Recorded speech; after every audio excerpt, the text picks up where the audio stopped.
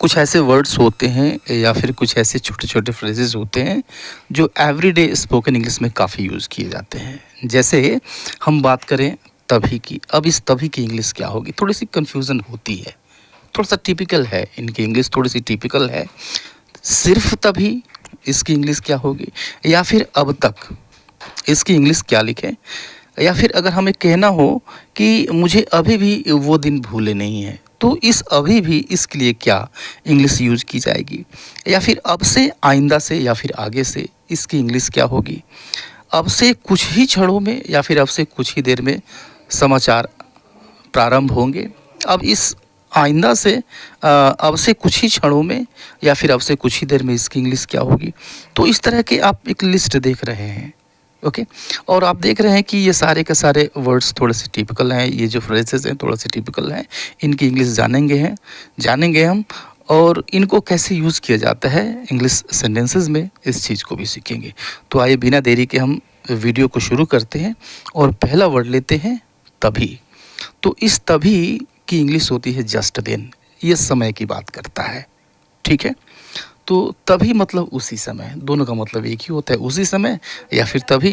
तो just then इस word का इस फ्रेज़ का यूज़ हम करेंगे। जैसे just then I saw someone coming इन, ठीक है। Just then I saw someone coming इन, तो जस्ट देन मीन्स तभी, आई सा समवन कमिंग इन मैंने किसी को अंदर आते हुए देखा, ठीक है। तो अब इस जस्ट देन को चाहे तो हम शुरू में यूज़ कर दें या फिर लास्ट में भी यूज़ कर सकते हैं। I saw someone coming in just then, ऐसे भी कह सकते हैं, ठीक है। एक और एग्जांपल देखते हैं। Just then someone knocked at the door, इसका मतलब हुआ कि उसी समय या फिर तभी किसी ने दरवाज़ा खटखटाया। ओके, तो इस जस्ट देन को आप यहाँ भी लास्ट में यूज़ कर सकते हैं, no problem. Someone knocked at the door just then, ऐसे भी कह सकते हैं, कोई समस्या नहीं है। दूसरा फ्रेज देखिए, तभी या फिर सिर्फ तभी। ये क्या बताता है? ये एक ऐसे सेंटेंस में यूज होता है जिसमें एक शर्त बताता है और एक रिजल्ट बताता है, ठीक है। तो जो शर्त बताने वाला क्लास है उसके ठीक बाद यूज़ किया जाता है, यानी जो रिजल्ट होता है उसके ठीक पहले यूज़ किया जाता है। देखिए कैसे यूज़ करेंगे हम कि वर्क हार्ड, ठीक है, वर्क हार्ड, परिश्रम करो, ये शर्त है। ये क्या चीज़ है? शर्त। अब इसके बाद हम ओनली देन का यूज़ करेंगे। Only then you can succeed, सिर्फ तभी तुम सफल हो सकते हो, ठीक है। तो परिश्रम करोगे, ये तो शर्त है, और परिणाम क्या मिलेगा? सफल होगे, ठीक है। तो जो रिजल्ट है उसके ठीक पहले हम यूज़ कर देते हैं, work hard, only then you can succeed. One more example, practice regularly, ये शर्त है, ठीक है। Only then you can learn English, सिर्फ तभी तुम अंग्रेजी सीख सकते हो, ठीक है। कोई समस्या नहीं है। आपको रिजल्ट के ठीक पहले ओनली देन को यूज़ कर देना है, और ये शर्त बताता है ओनली देन, ठीक है। आगे देखते हैं नेक्स्ट, अब तक, ठीक है। तो अब तक की इंग्लिश होती है टिल नाउ, ठीक है। टिल नाउ या फिर सो फॉर का यूज़ करते हैं आप। जैसे the train has not come till now, the train has not come till now, या फिर ऐसे भी कह सकते हैं the train has not come so far, यानी अब तक ट्रेन नहीं आई है, ठीक है। या फिर one more example, nobody has reached till now, nobody has reached till now, यानी अब तक कोई नहीं पहुंचा है। तो अब यह जो टिल नाउ है इसको सो फार से आप रिप्लेस कर सकते हैं, ओके। अगला जो फ्रेज है वो है अभी भी। तो अभी भी इसकी इंग्लिश होती है इवन नाउ, ठीक है। तो इवन नाउ देखिए कैसे यूज़ करते हैं हम कि I haven't forgotten those days even now, I haven't forgotten those days even now, यानी अभी भी मैं वो दिन भूला नहीं हूँ, अभी भी मुझे वो दिन भूले नहीं हैं, अभी भी, इवन नाउ। तो आप लास्ट में यूज़ कर लीजिए या फिर शुरू में यूज़ कर सकते हैं, even now I haven't forgotten those days, ऐसे कर सकते हैं, ठीक है। एक दूसरा एग्जांपल देखिए कि I remember those days even now, या फिर even now I remember those days, यानी अभी भी वो दिन मुझे याद है, राइट। तो इवन नाउ मतलब अभी भी। आगे देखिए अगला क्या है, अब से या फिर आइंदा से या फिर आगे से। इसकी इंग्लिश होती है from now onwards, from now onwards. देखिए कैसे यूज़ करते हैं कि don't talk to me, don't talk to me from now onwards, don't talk to me, यानी मुझसे बात मत करना। फ्रॉम नाउ ऑनवर्ड्स, यानी आइंदा से, अब से, आगे से, यानी आगे से मुझसे बात न करना। और ये दूसरा एग्जांपल है don't come here from now onwards, यानी आइंदा से यहाँ मत आना। ठीक है, ओके। नेक्स्ट देखिए, नेक्स्ट क्या है, अब से कुछ ही क्षणों में या फिर अब से कुछ ही देर में। ओके, तो ये भी काफ़ी पॉपुलर फ्रेज़ है, इसको आपने बहुत बार सुना होगा। इसको हम इंग्लिश में कहते हैं in a short while from now, in a short while from now. देखिए कैसे हम इसको यूज़ करेंगे। In a short while from now you will hear the news, in a short while from now you will hear the news, यानी अब से कुछ ही क्षणों में, अब से कुछ ही देर में आप समाचार सुनेंगे। और one more sentence, the Chandrayaan 3 will land on the moon in a short while from now, यानी अब से कुछ ही देर में, अब से कुछ ही क्षणों में चंद्रयान 3 मून पर लैंड कर जाएगा। ठीक है, अगला देखते हैं, एक बार, या फिर एक बार की बात है, या फिर एक समय।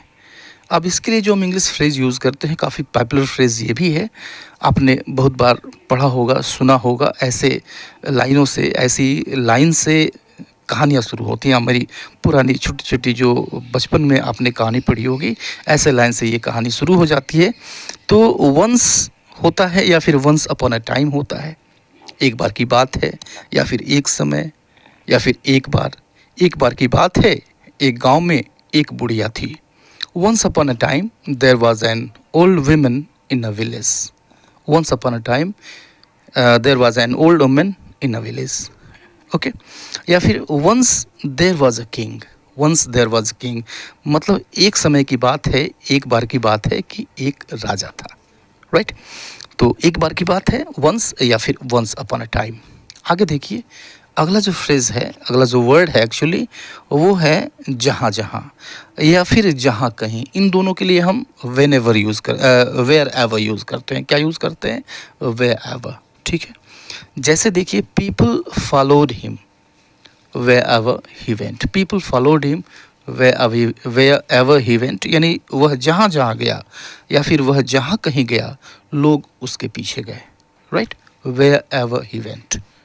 ओके, आप देख रहे हैं कंजंक्शन की तरह से इसको यूज़ किया गया है। राइट, और आगे देखिए, अगर आपको कहना हो बूंद बूंद, ठीक है, यानी हम यूज़ करते हैं drop by drop. Drop means बूंद होता है, आप जानते हैं।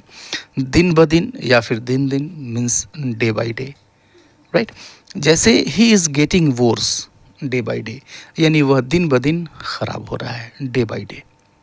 ओके, जब कहीं जब कभी या फिर जब जब, इसकी इंग्लिश होती है वेन एवर, या भी इसको भी हम एक कंजंक्शन की तरह से यूज़ करते हैं। जैसे meet me whenever you come here, meet me whenever you come here, यानी जब भी यहाँ आओ मुझसे मिलो।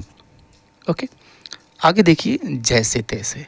तो जैसे तैसे इसकी इंग्लिश होती है somehow or other, somehow or. जैसे finish the work somehow or, यानी जैसे तैसे काम को, यानी जिस तरह से मन करे उस तरह से काम को ख़त्म कर दो। Finish the work somehow or, यानी किसी तरह से काम को ख़त्म कर दो। राइट, अगला फ्रेज़ है कुछ न कुछ मीन्स समथिंग और अदर, कुछ ना कुछ समथिंग ऑन अदर। जैसे I will give you something on other, यानी मैं तुमको कुछ ना कुछ दे दूंगा। राइट, और ये देखिए कभी ना कभी, अब इसके लिए हम यूज़ करते हैं सूनर और लेटर, कभी ना कभी सूनर और लेटर, या फिर सम टाइम और अदर, इन दोनों में से कोई भी यूज़ कर सकते हैं, सम टाइम और अदर या फिर सूनर और लेटर। जैसे you will repent sooner or later, you will repent sooner or later. तो रिपेंट का अर्थ होता है पछताना, you will repent sooner or later, यानी तुम कभी ना कभी पछताओगे। राइट, तो ये कुछ इंपॉर्टेंट फ्रेजेस थे, वर्ड्स थे, कुछ कंजंक्शंस थे, कुछ एडजेक्टिव्स थे, कुछ एडवर्ब्स थे जो कि आपने देखा। वीडियो कैसा लगा, एक लाइक आप ज़रूर कर दीजिएगा, फीडबैक ज़रूर दीजिएगा। चैनल अब तक सब्सक्राइब नहीं किया है तो इसको सब्सक्राइब करते चलेंगे। मिलते हैं नेक्स्ट वीडियो में, तब तक के लिए goodbye and take care.